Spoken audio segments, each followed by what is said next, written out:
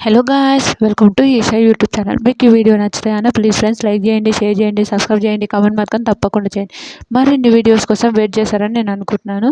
ఇమాన్యుయల్ గారు నిజంగా హైలైట్ అనుకుంటాను బాబు. ఇమాన్యుయల్ బయట గేమ్ అయినా అంతే బాగా ఆడుతుండు, ఎంటర్టైన్మెంట్ అన్నా అంతే ఆడుతుండు. సూపర్ అనిపించింది నాకు.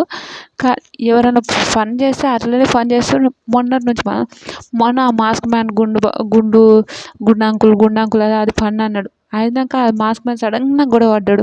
అది ఓకే. ఇమాన్యుయల్ కూడా ఒక విషయం, ఇమాన్యుయల్ కూడా పువ్వు అని అన్న ఒక విధానికే గుండు అంకుల్ అని కామెడీగా అన్నాడు. అప్పుడు అందరు నవ్వడంతో మాస్క్ మ్యాన్కి ట్రిగర్ అయ్యి ఆయన అరిసిండు.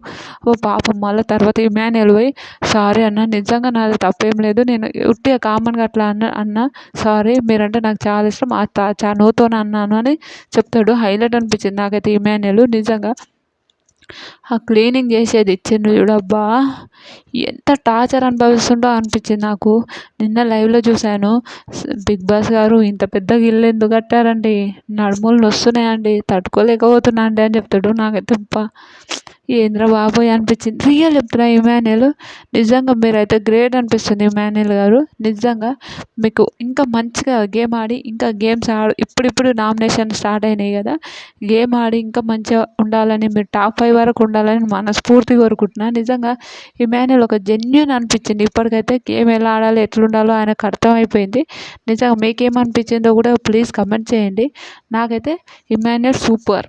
నిజంగా నాగార్జున సార్ కూడా ఈసారి మెచ్చుకుంటాడు. నిజంగా ఇమాన్యుయల్కి చేతులు ఎత్తి దండం పెట్టాలనిపించింది. అంత ఇల్లు ఒక్కడు ఊడుస్తుంటే అప్పుడప్పుడు షష్ఠి కూడా చేస్తుంది. షష్ఠి కూడా గ్రేట్ అనిపిస్తుంది. మీకు ఏమనిపించిందో ఒక లైక్ కొట్టి చెప్పండి ఫ్రెండ్స్. బాయ్.